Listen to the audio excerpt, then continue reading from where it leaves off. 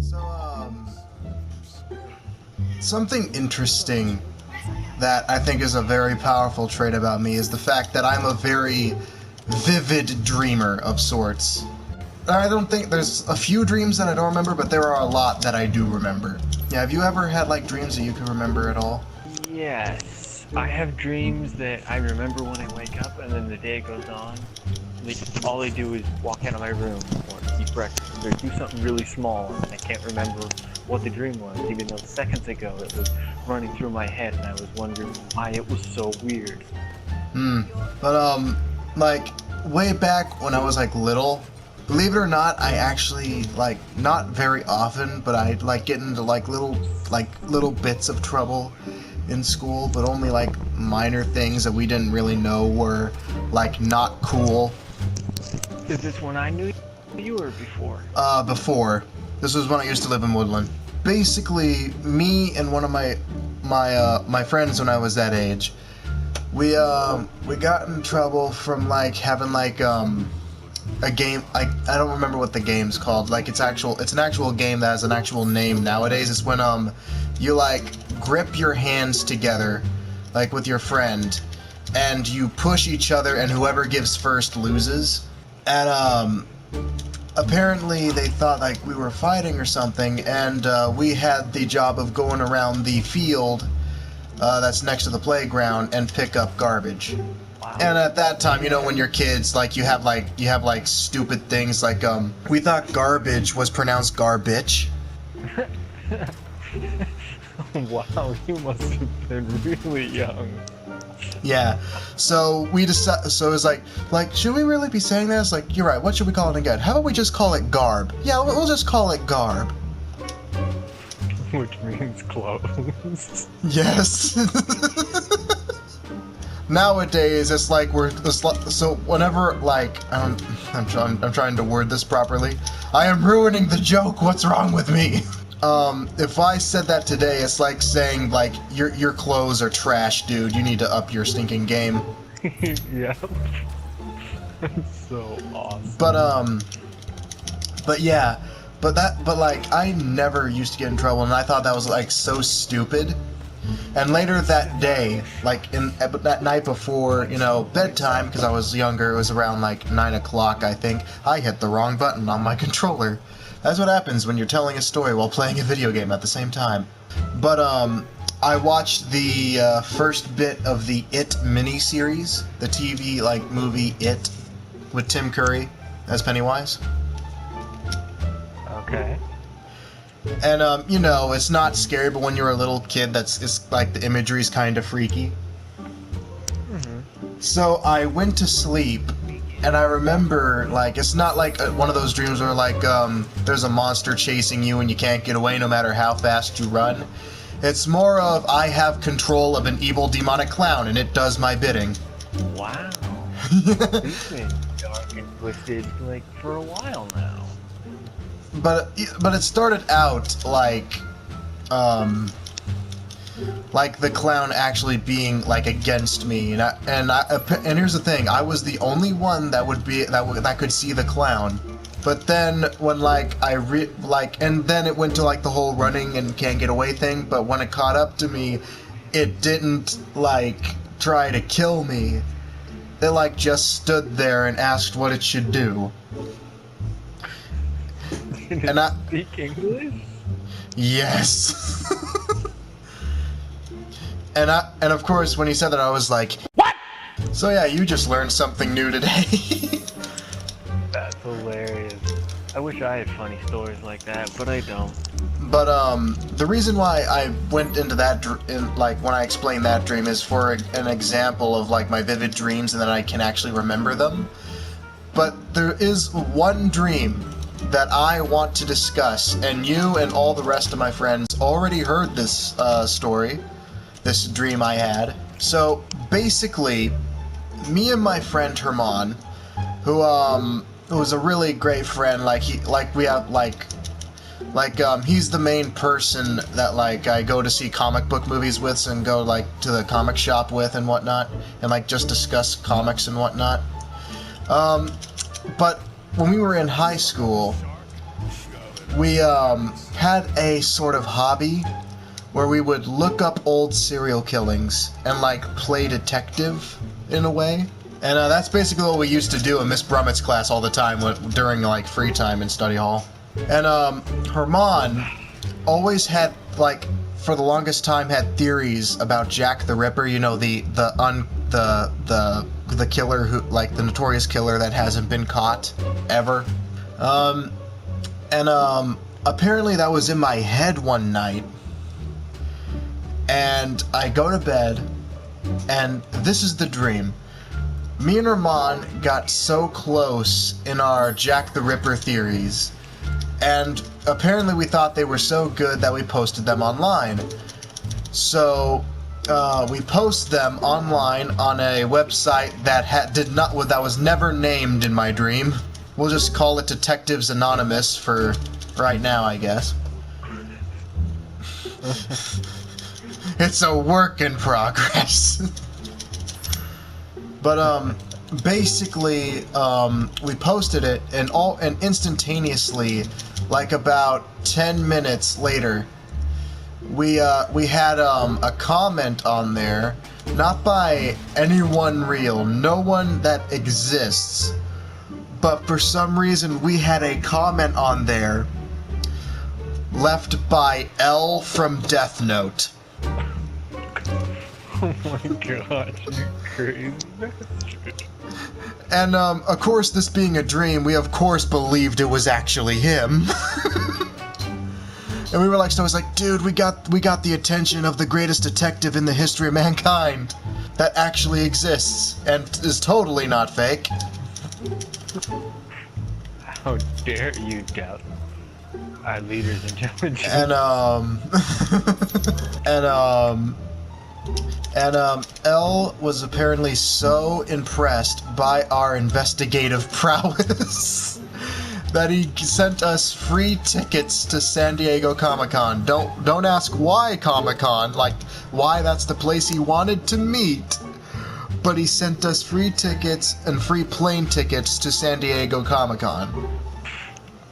That's insane. And of course, it being a dream, like, it cuts exactly to Comic-Con. And, we meet up with L, and we just get talking and talking and talking. So, me and Herman are just having the best time with freaking L from Death Note. And we just keep on talking and chatting and whatnot. And then all of a sudden, the ground starts shaking, and we look outside the window of one of the windows of the convention hall. Tell me why a kaiju straight out of Pacific Rim is walking towards the convention center. God, these are vivid. I know. And we're like, oh crap, we're all going to die. Oh my god, like, oh crap, this is stinking, like, I can't believe this is happening. This usually only happens in movies. And,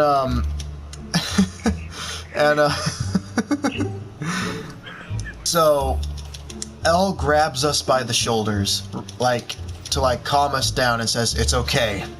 I knew this day would come.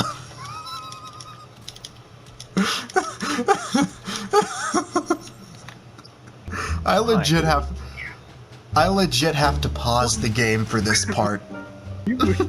No, wait, what kind of crack have you been smoking? I said, what kind of smoke have you been cracking? How does that make sense? Well, if that's what you were going to say, what drugs are you on, sir? But, I literally have to pause the game for this part. So, L tells us that he knew this was coming, and he pulled up his sleeve and spoke into his watch, and said something. I don't remember what he said because it was like a code or something of some sort. We'll just say that it was something around the lines of a Total Defense Alpha activation code L. And then all of a sudden, all of a sudden, the floor starts going down like an elevator. And me and Herman, our eyes are wide in shock, stun, and awe as we learn that there are freaking Jaegers underneath the convention center. Jaegers are the giant robots in Pacific Rim. So, and believe it or not, this is all part of the actual plot of this dream. Because, you know, this dream has such a cohesive plot. Indeed. So, and we're like, so Elle, how did you manage to put this together in time? It's like, oh, we always knew this would happen. And I was like, okay, so, well, I was like, of course you did. You're Elle. Of course you knew. This is why Elle brought us to San Diego. And the reason why he commented on our, our theories. You know how the Jaegers work in Pacific Rim, right? No? So basically, each robot is powered by 2 minds. Because the robot's so massive, it can't be powered with just 1 mind. To compensate for this, they need 2 pilots who are drift compatible. The drift is what connects the mind so that they can control the robot with ease. And in order to be drift compatible, you must be similar in a way. So the reason why Elle brought us to Comic-Con is because he wanted Herman to be his co-pilot in a Jaeger mech. And then he's like, wait a minute, it gets better. You're gonna control one yourself. You're gonna control one too, as backup. Just by And yourself. it's like, no, I had a co-pilot, but it was, you're gonna be mad when I tell you this. Prepare to go off on another tangent and more cohesiveness to this plot that I swear to God needs to be animated and put to life. You're gonna be mad when I tell you this. I did have a co-pilot. At this point, I'm pretty sure it's about who it was. Oh boy. Now, just so you know, I have no idea how this came to be, because we have nothing in common except for our love of video games, but our different taste of video games is what puts us apart. For some reason, I was drift compatible with Kazuto Kirigaya. Oh, I hate you. Like I said, you would freaking hate me.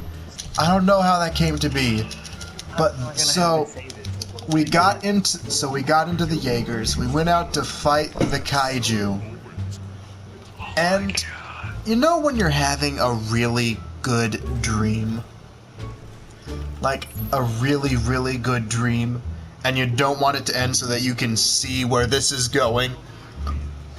It was at that point when me and Kirito were about to throw the first punch that I woke up.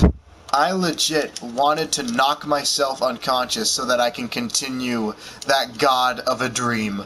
So let me get this straight. It was just Kirito. No one else. Just him. Yeah. No one else from the same universe.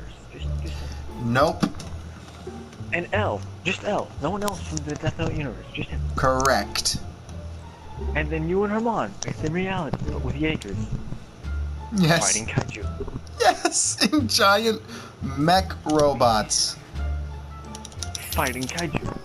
Fighting kaiju, yes.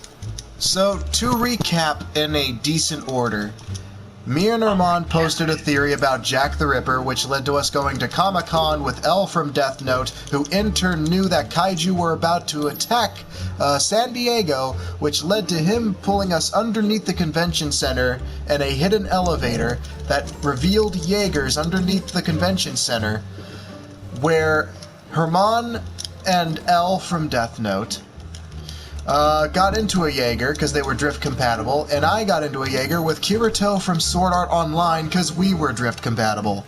And we fought kaiju until I woke up. Like, okay, if people didn't think I was an otaku by now, then they are just out. They should just leave. That was probably the nerdiest and/or most Sure. awesome thing anyone's ever heard in their entire life. That's like a mindfuck dream right there.